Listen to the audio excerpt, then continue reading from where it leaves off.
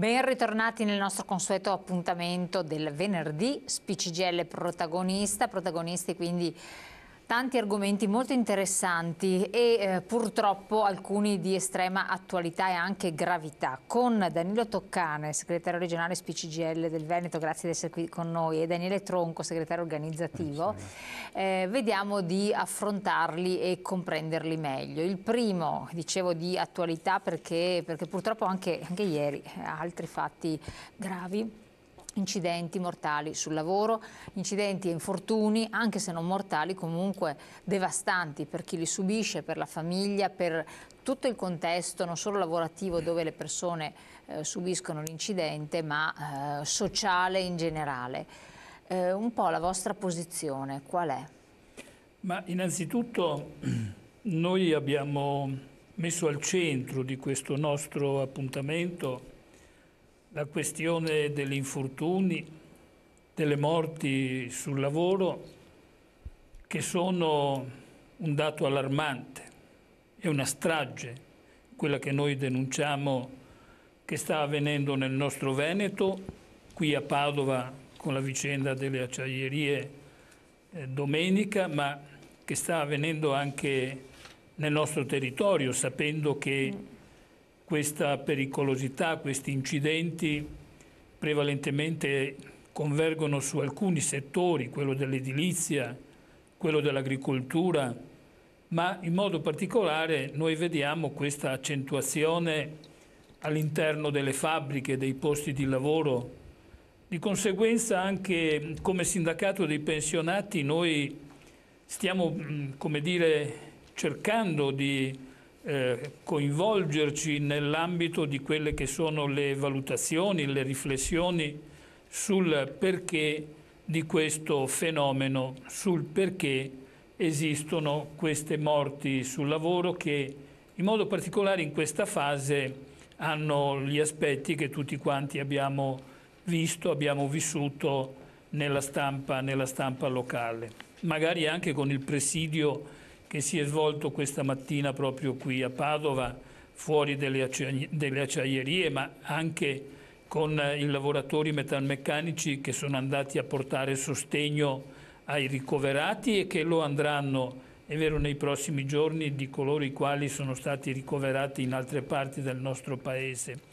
Io innanzitutto voglio dire questo, noi siamo nonni, noi siamo anziani, noi siamo quelli che hanno questa grande preoccupazione perché anche noi abbiamo i nostri figli, i nostri nipoti che lavorano nelle fabbriche e non abbiamo la certezza che alla fine della giornata lavorativa, è vero, possano ritornare a casa. Di conseguenza, come dire, viviamo con grande apprensione questi fatti così luttuosi che stanno avvenendo.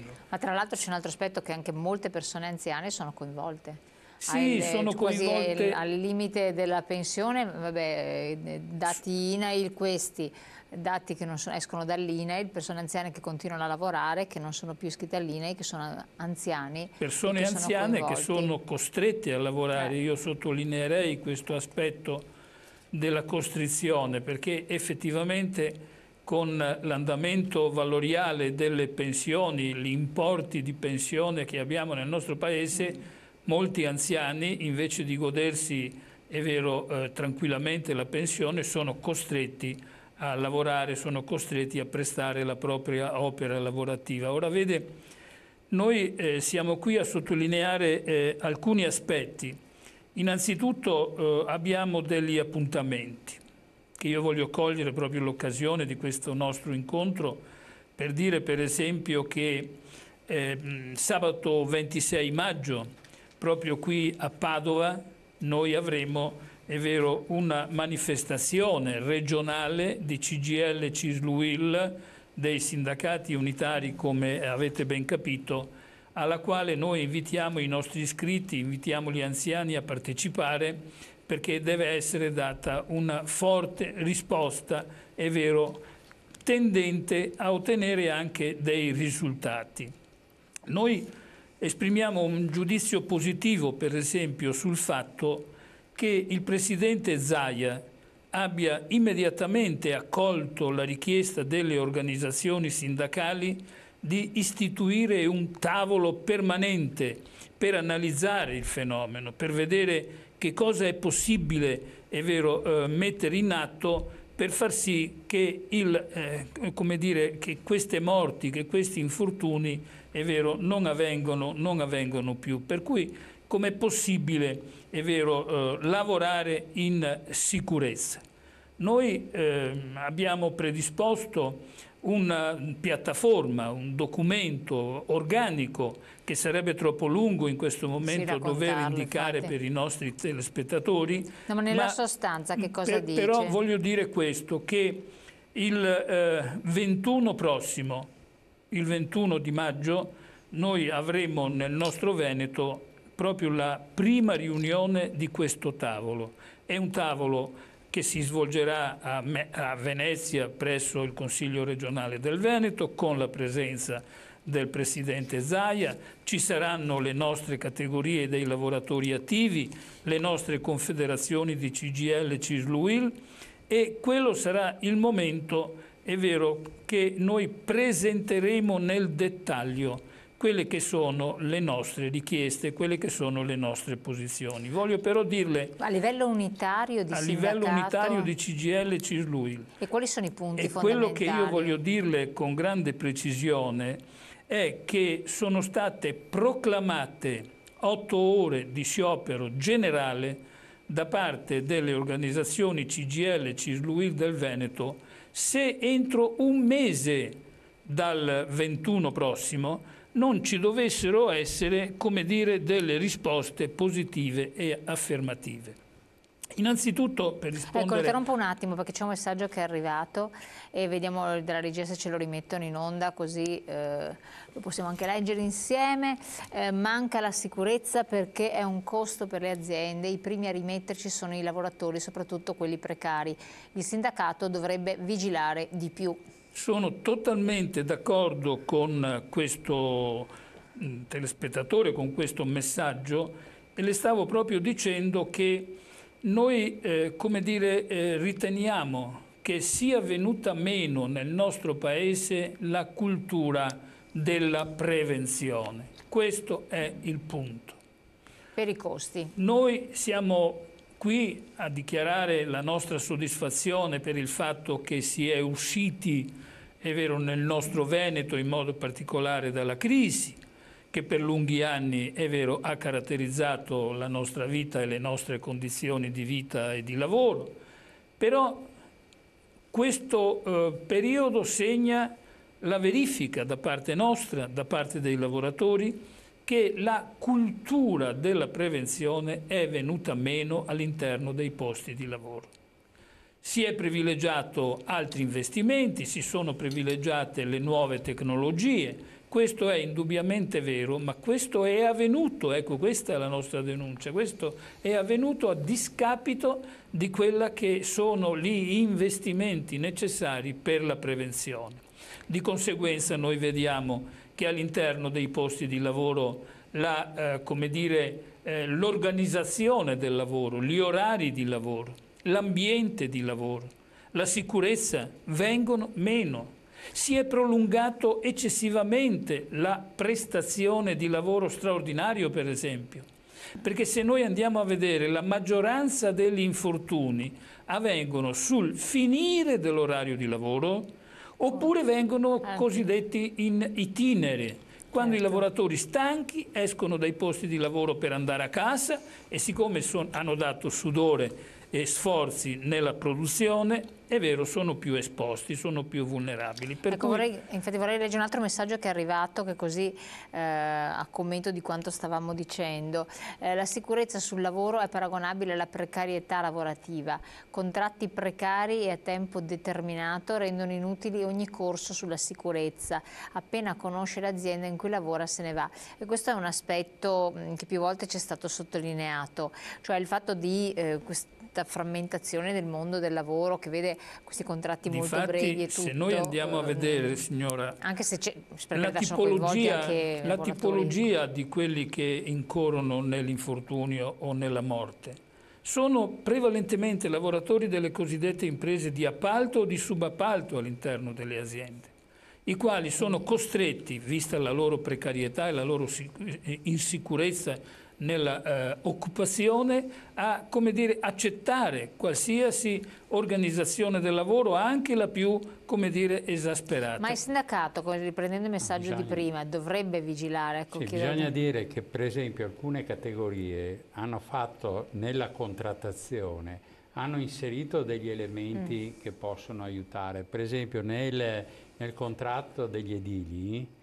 è previsto che anche i lavoratori in appalto, per poter prendere in appalto nei grandi cantieri, perché, eccetera, devono fare un percorso formativo legato al lavoro e alla sicurezza. È previsto nella contrattazione che il sindacato ha fatto nei confronti delle aziende, dei rappresentanti delle aziende. E quindi... Questo vale soprattutto nei grandi cantieri dove lavorano migliaia di lavoratori. Purtroppo poi quando si scende nei cantieri più piccoli, per esempio nelle abitazioni private, questa cosa qui diventa più complicata. Insomma. Però il ruolo del sindacato in questo tema è un ruolo che si scontra anche con una fase che, bisogna ricordarci, in questi anni è stata una fase di forte, diciamo, crisi economica e che ha, come dire, che ha anche pesato nei rapporti, è anche indebolito, diciamo, questa forza. Infatti questo è un altro aspetto, prego. Sì, no, volevo dire appunto che a queste cose che diceva Daniele va aggiunto un punto. Noi siamo in presenza di un taglio di quello che è l'intervento, chiamiamolo pubblico, per quanto riguarda tutta la logica della prevenzione, eccetera. Tant'è vero che noi rivendichiamo, per esempio, che il ruolo dell'INAIL e dei suoi ispettori, oppure il ruolo degli ispettori dello SPISAL, è vero, dovrebbe essere un ruolo, come dire, innanzitutto che veda l'adeguamento degli organici, perché gli organici degli ispettori sono veramente ridotti all'osso e bisogna di conseguenza affrontare una maggior vigilanza, un maggior controllo. C'è un problema di formazione, come si diceva prima, certamente c'è un problema anche di formazione sul come si lavora. Da questo punto di vista però io voglio porre una questione. Noi ragioniamo nei confronti della Regione, nei confronti della politica, ragioniamo nei confronti degli enti che hanno voce in capitolo, come abbiamo visto l'INAIL, lo SPISAL e magari gli ispettori dell'INPS stessi. Qui però manca, come dire, la terza componente, che è quella dei datori di lavoro. Ora, io mi domando, ma qual è il ruolo, per esempio, della Confindustria Veneta?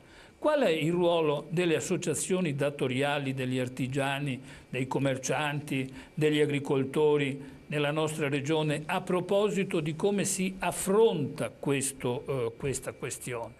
Per cui io sono molto curioso di vedere il 21 prossimo al tavolo quali saranno le posizioni dei datori di lavoro. Perché chi sono gli invitati? Siete questi voi? Che le ho appena detto, Quindi, la Regione, gli istituti, le associazioni patronali, datoriali, è vero, e le organizzazioni sindacali. Dice, di conseguenza è un tavolo permanente che abbiamo rivendicato, che la Regione ha istituito, e al di là della strumentalità della partita, noi siamo curiosi di vedere, tant'è vero che abbiamo detto noi, per quanto riguardano i fatti gravi, luttuosi che stiamo avendo, proclamiamo 8 ore di sciopero.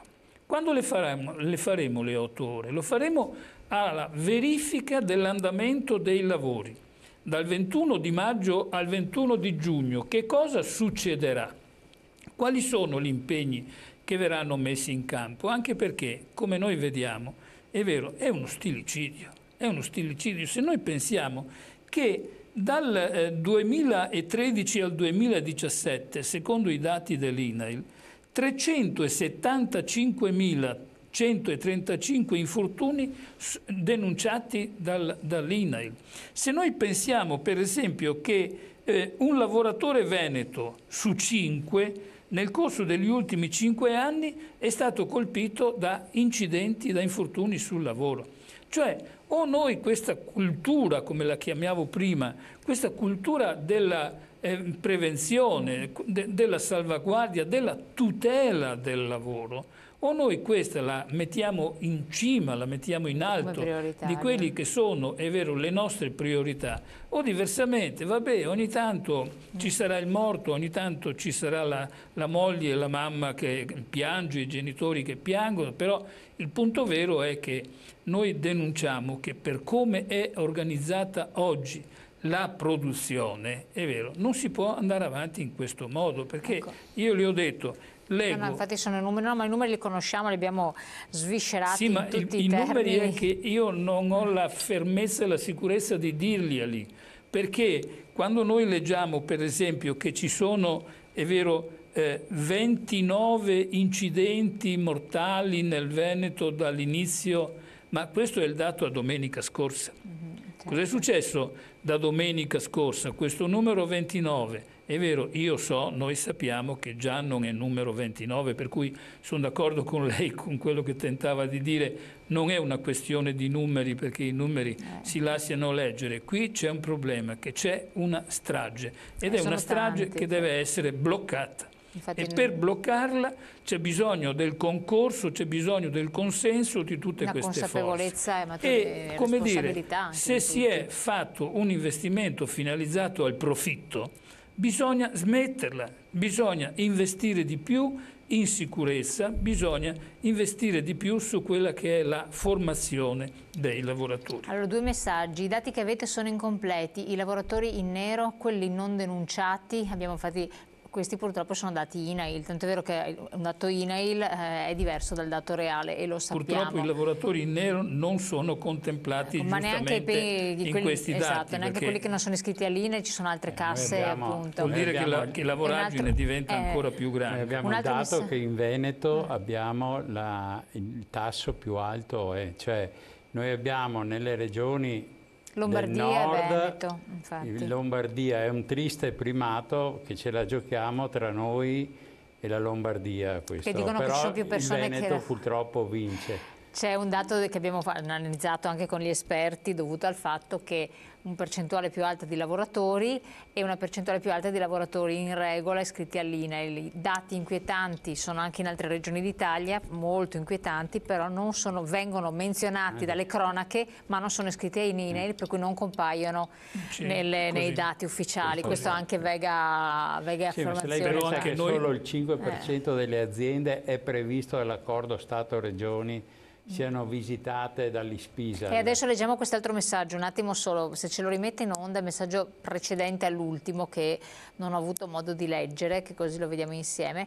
Lo SPISAL, per come è strutturata, spesso si muove ad infortunio avvenuto. Il problema sta a come si è strutturato il mondo lavorativo in Italia. Pensione a 70 anni, lavoro precario, incentivi per le aziende assenti, corsi inefficienti, cultura di base inesistente. Daniele. Sì, no, questo è un aspetto che è stato detto anche prima, cioè l'innalzamento dell'età pensionabile ovviamente espone soprattutto in certi settori a rischio di infortuni e questo è un dato diciamo oggettivo. Sul ruolo degli enti, diceva prima Danilo, c'è poco, se noi abbiamo fatto un taglio, diciamo i tagli lineari, no? E abbiamo tagliato sulle risorse che hanno a disposizione per i possibili controlli. Poi l'effetto, c'è anche il ruolo diciamo, dei rappresentanti della sicurezza, perché ricordiamoci che sulla base, anche per così chiarire il ruolo del sindacato, il sindacato ha contrattato l'istituzione dei rappresentanti della sicurezza, che sono figure che hanno un ruolo preciso nelle aziende. Molte volte questi rappresentanti o sono discriminati dall'azienda stessa, quindi non gli lasciano fare il proprio lavoro, o addirittura non sono interlocutori dei vari soggetti degli SPISAL. Quindi cosa succede? Che se arriva lo SPISAL in azienda, secondo noi, deve avere un ruolo non solo la controparte aziendale, ma anche la parte dei rappresentanti dei lavoratori, che molto spesso non vengono nemmeno coinvolti da questa attività di prevenzione, perché probabilmente i lavoratori, pensiamo noi, hanno più consapevolezza anche dei rischi che sono presenti nel ciclo produttivo. E questo è un altro nodo, diciamo, cioè, perché averli stabiliti nel contratto, aver visto che queste figure devono svolgere un'azione, diciamo, di prevenzione, un'azione positiva a tutela della sicurezza dei lavoratori in moltissime occasioni. E non solo, perché guardate, il tema che emerge in Veneto è che non sono le piccole e piccolissime aziende solo coinvolte da questi fenomeni, che magari non vengono nemmeno registrate per le motivazioni che abbiamo visto prima. Sono anche le grandissime aziende che sono coinvolte. E questo è un segnale molto preoccupante. Infatti, prego, doveva terminare il discorso relativamente al discorso di Spisal. No, effettivamente perché il controllo è quello che è reclamato fondamentalmente. C'è questo aspetto, come dire, ispettivo, i controlli che devono sicuramente essere aumentati, come si diceva prima. C'è l'aspetto anche di formazione, questo aspetto della formazione noi lo sentiamo molto carente, perché nel dialogo che abbiamo con i nostri colleghi, con i nostri compagni di lavoro eccetera, effettivamente i corsi per la formazione, perché se noi andiamo a vedere, è vero, vengono colpiti prevalentemente i cosiddetti lavoratori al di sotto di certe qualifiche, in buona sostanza quelle medio-basse, questo è un po' il punto. Ora, noi siamo qui a sostenere che necessita questa svolta che ci può permettere appunto di, come dire, vedere il fenomeno tutto tondo. Il tutto ha bisogno di investimenti, Questa è la ragione per la quale io manifestavo questa curiosità di conoscere che cosa diranno le associazioni datoriali il 21 di maggio. Quali sono gli impegni che loro si prendono? Perché le nostre richieste sono, come dire, precise. Proprio in questo momento le stiamo presentando in una conferenza stampa da parte dei nostri 3 segretari generali, è vero, di CGIL, CISL-UIL del Veneto. Nelle prossime ore saranno a disposizione un po' di tutti, per cui se lei desidera possiamo anche presentarle nel dettaglio, di modo che i telespettatori sappiano che cosa noi ci aspettiamo da questo tavolo permanente. Allora vi aggiorneremo, intanto andiamo in pubblicità qualche secondo, poi andiamo con voi. Un altro messaggio: lo Spisal, come qualsiasi ente statale, GD, Guardia di Finanza, Agenzia delle Entrate eccetera, è un ente di riscossione contributi e multe, niente di più. Se interessasse veramente la sicurezza collaborerebbe prima, non punirebbe dopo. Sì, prevenire è sempre una saggia cosa, non avrei però quella visione. Ne commentiamo dopo la pubblicità, che abbiamo la pubblicità che incombe da qualche minuto, tra poco.